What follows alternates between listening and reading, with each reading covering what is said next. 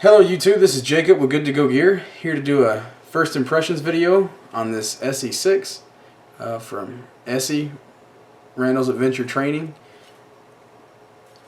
This is the second ESEE 6 I've had. This one I got about a week ago. I like it. Let's go over the specs real quick. The overall length is 11.75 inches from tip to tip. The blade length from the start of the handle scale to the tip is 6.5 inches. The actual cutting edge from here to here is 5.75 inches, which means unfortunately in the state of Texas where I live, I can't legally carry this. I guess EDC or anything like that.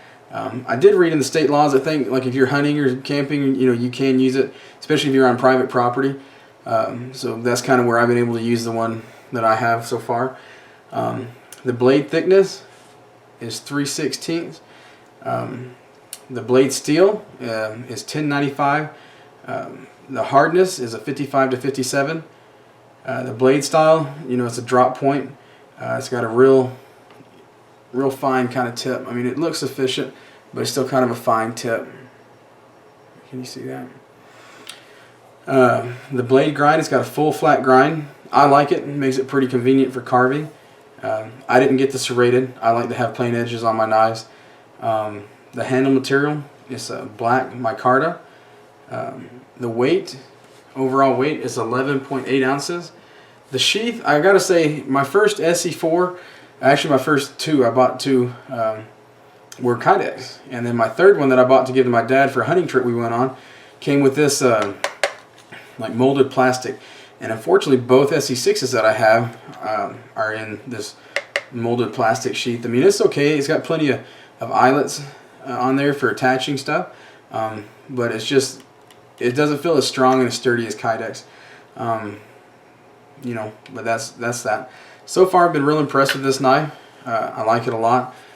Like it so much I bought two, one for me, one for my wife. I'm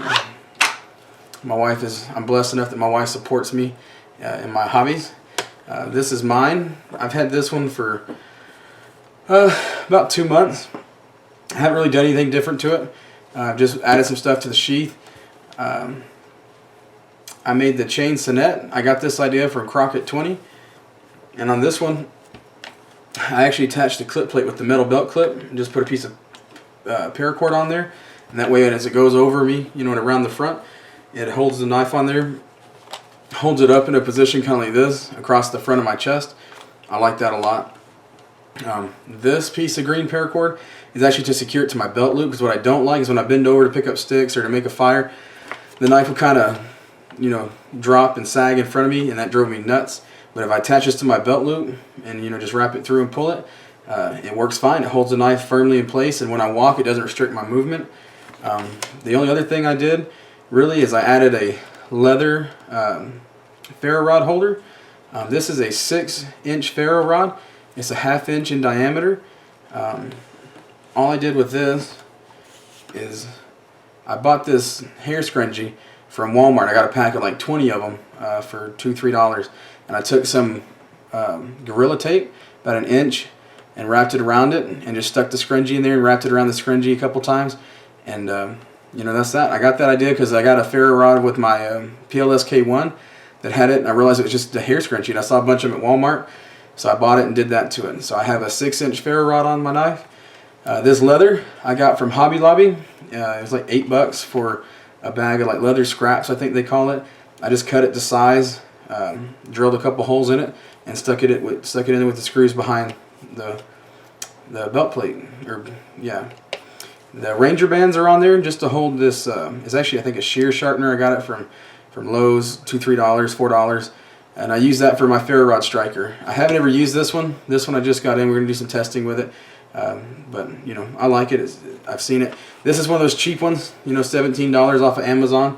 But from what I've seen on YouTube, it seems like they work. I buy cheap fire steels, and they work fine. I don't see what the big deal is with paying $40 for one, because it's supposed to be better. I haven't really noticed a difference personally, but I'm sure other people may have. On the knife itself, you can't really see that I've used it. Like I said, I've only had it for a little while. One difference you may notice is I blacked out the ESEE logos on both sides and the serial number. And I'm kind of strange because I actually like the coating on my knives. People say, oh, it causes drag, blah, blah, blah.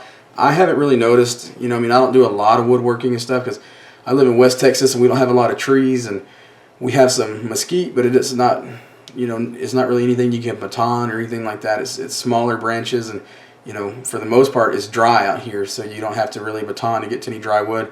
You can just get some dry grass and little branches and make a fire with a ferro rod, no problem. But I don't want to have to worry about rust. It is dry out here, but it does rain, and when it rains, it floods literally. So I just got some touch-up paint for a car. I used to have a black car. I put the touch-up paint over the top of it, cleaned it up, and that way I don't have to worry about rust anywhere except the blade, and that, or the, excuse me, not the blade, but the cutting edge, and that should, you know, come off with use or with sharpening. So that's really the only things I've done different to this knife. Like I said, we just got my wife's in. I want to see how she wants to carry it, and that's it. I mean, that's my SE6. The one thing about the micarta is you can see the difference between mine and my wife's is, you know, from the oils with your hand, it kind of absorbs it, gets it dark. It's not that big of an issue, but my wife still looks, you know, nice and clean. But other than that, that's it. That's what I've done with the sheath for mine. I do got to give credit to Crockett for that, because I do like carrying it this way with the chainsaw. It not only gives me paracord for, you know, stringing up my tarp, making a bow drill or anything, but, you know, it's an easy way to carry this knife. And if I have to use the paracord, you know, I still have the belt clip to carry the knife itself. So, you know, that's it. That's my first impressions of my SE6. If I remember to bring the camcorder next time I'm out goofing off, you know, not goofing off, I guess, you know, technically, I'm trying to practice my skills. I mean, I was a Boy Scout, Eagle Scout. You know, I do know how to make fires with ferro rods. I've done it with bow drills. The bow drills, I mean, that's for me, that's like a last resort, because as long as you got a fire steel or a Bic lighter, I don't see the point in using your bow drill. But that's just my personal preference. Also, talking about that, you know, I mean, say this striker, say I lose it, you know, and everybody's like, well, man, you've got the coating, and, you know, your knife spine, it won't strike a spark off your ferro rod. You know, I've got the blade. You know, I mean, if it's really an emergency situation, a survival situation, I'm not going to be scared to use the blade of my knife to make a fire. You know, the fact of the matter is, it might dull your knife, but it's going to be substantial enough that you can't still carve with it, or that you can't still do whatever it is you need to do. No, I don't think so. I mean, when I was a young Boy Scout, you know, like 12, 13, you know, I always used the blade of my knife because it was sharper, it threw better sparks. I never noticed it really dulling my knives. I mean, I sharpen them. I like to sharpen my knives and keep them, you know, hair popping sharp.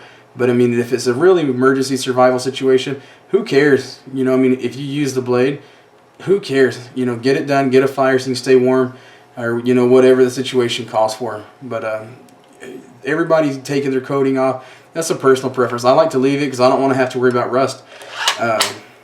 And, you know, using the blade, you know, if you have to, you have to. I don't see where, you know, it's really a big deal. I don't see why everybody puts so much emphasis on, man, my spine on my knife, you got to grind it to 90 degrees, or this knife is no good because it doesn't have a 90-degree spine. Big deal. I think people need to get over that. I mean, in real life, like, who really cares? None of us have, you know, on YouTube have really been in a survival situation. You know, if the time came, I think anybody would truthfully use their blade, the cutting edge, if they had to. I don't see what the hype is around that. You know, same with, you know, well, it'll scrape bark. Okay, so will your blade. You know, and I guarantee if I tried hard enough, I could get the spine of this knife to scrape bark as well. Or, you know, I saw somebody, I don't remember the video, but he just kind of pounded the knife into a stump and then pulled on it and made shavings, you know, to get his fire started. You know, it's kind of my same view with feather sticks. I know I'm kind of rambling. But my view with feather sticks is like, you know, just carve a stick. You know, why? You know, everybody's like, oh, well, I can't do a feather stick. Just carve a stick, get some small shavings. I don't see why all those things are such a big deal. It seems like everybody's trying to have a pissing contest about, you know, who can do what, and I don't see where it really, in the realm of reality, I don't see where it really matters. So anyway, that's just my opinion. Take it or leave it. But anyway, this is Jacob with Good to Go Gear. Thanks.